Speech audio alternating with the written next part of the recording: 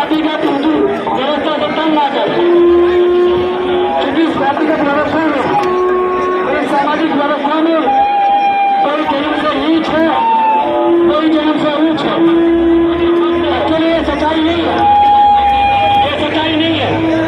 सच्चाई है जब कोई बीमार हो जाता है, किसी को कोई गंभीर बीमारी हो जाती है और डॉक्टर उसको कहता है तुम्हारा बड़ा, अरे इसको नीचे करो ना, ये देखना आप 20 यूनिट ब्लड का इंतजाम करो। नीचे कर दे। पूरे दुनिया में मुझे कोई एक ऐसा पीड़ित मरीज बता दो जिसका ऑपरेशन हुआ हो, जिसको 20 यूनिट ब्लड की जरूरत पड़ी हो और उसने ये कहा हो कि मुझे केवल ब्राह्मण का ब्लड चाहिए। तो एक व्यक्ति बता दो उसने ये कहा हो मुझे हिंदू का या मुसलमान का ब्लड चाहिए।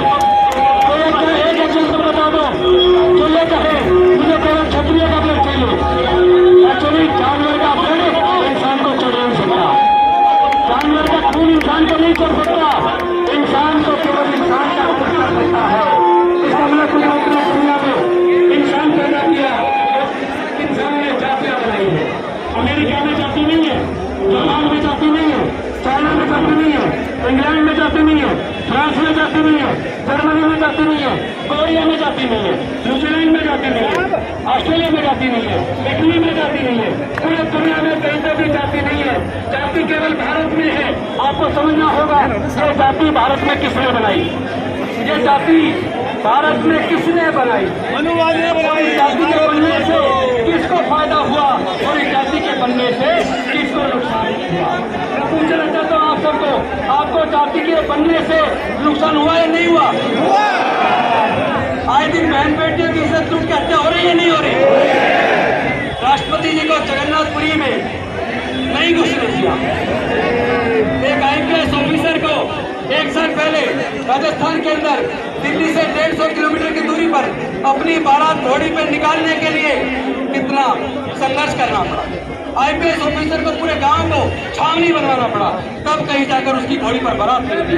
तो ये क्या, कैसे भारत मजबूत होगा?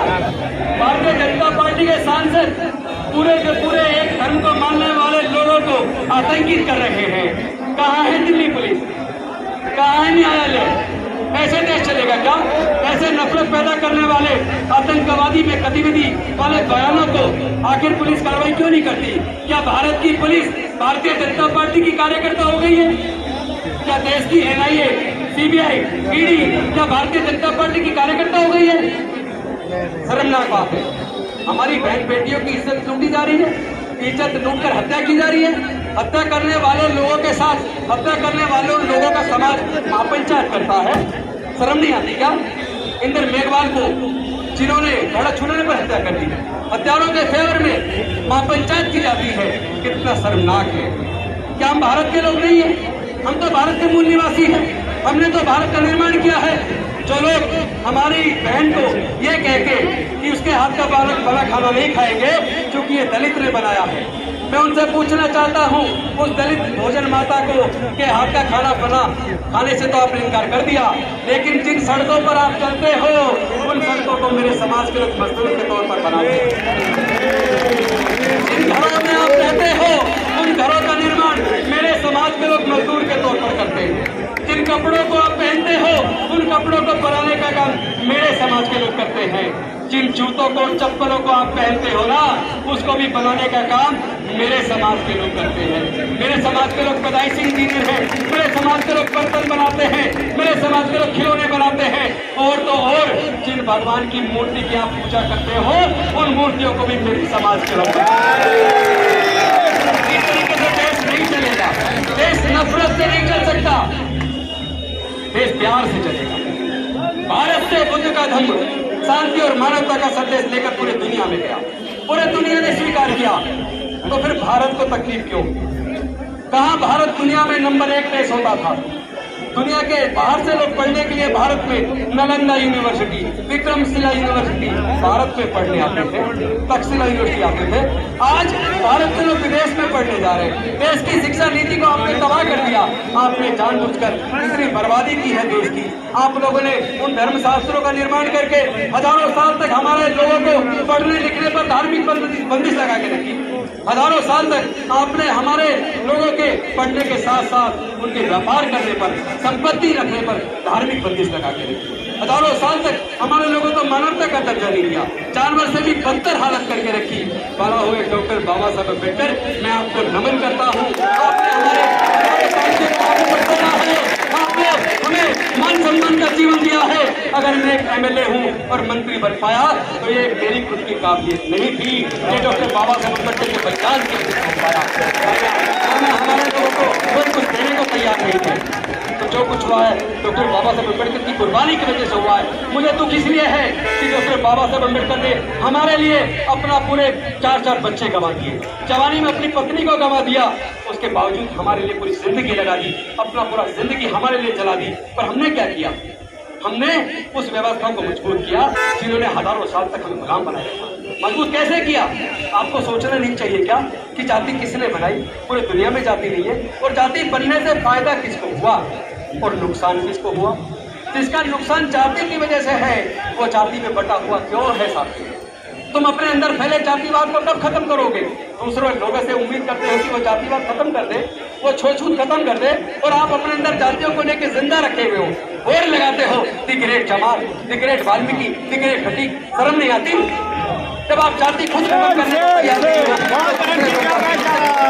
पहले आप लोग संकल्प कीजिए कि आप लोग जातियों को छोड़ने को तैयार हो, आप उसमें रोटी बेटी का रिश्ता करने को तैयार हो।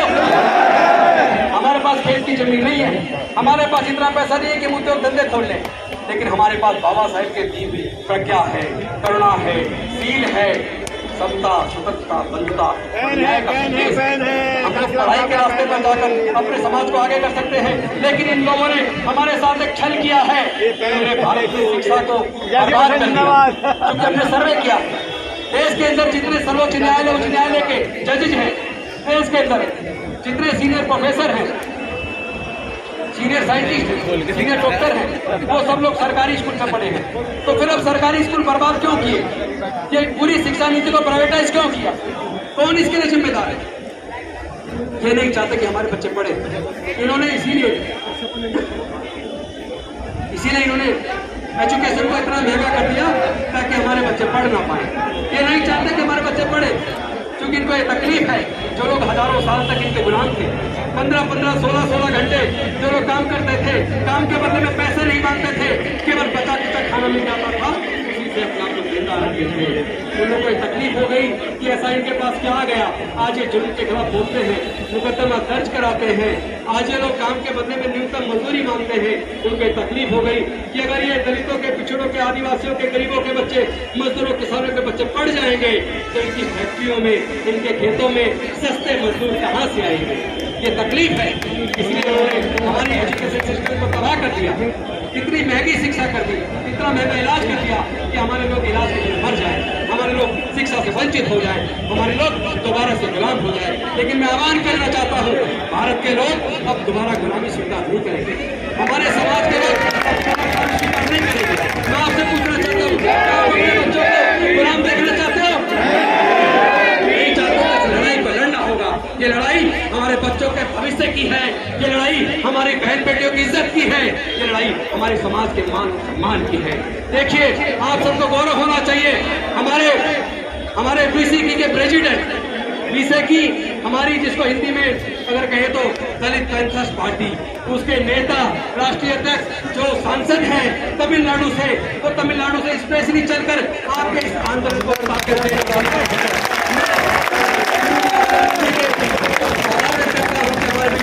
तो मैं चाहूंगा कि कम से कम श्रीमा बलवंत जी को आप 2 मिनट उनको भी सुनिए। बहुत बहुत धन्यवाद। फिर मैं एक बार नारा लगवा दूं, बौद्ध धर्म की क्या पहचान, बौद्ध धर्म की क्या पहचान, जाति छोड़ो, जाति छोड़ो, जाति छोड़ो, बाबा साहेब की अंतिम इच्छा, बाबा साहेब की अंतिम इच्छा, बाबा साहेब की अंतिम इच्छा। एक बात और बता दूं क्यों इन्होंने हाय हल्ला मचाया, क्योंकि गुजरात के अंदर भारतीय जनता पार्टी हार रही है, इसलिए 22 प्रतिज्ञाओं को मुद्दा बनाया। यही 22 प्रतिज्ञा नागपुर के दीक्षा भूमि में भी दोहराई गई है। और उसके अंदर भारतीय जनता पार्टी के दो केंद्रीय मंत्री शामिल हुए हैं, तो उसको तो इन्होंने कुछ मुद्दा नहीं बनाया। फिर मेरा मुद्दा क्यों? मैं पूछना चाहता हूँ कि भारतीय जनता पार्टी को डॉक्टर बाबा साहब अम्बेडकर से इतनी नफरत क्यों है?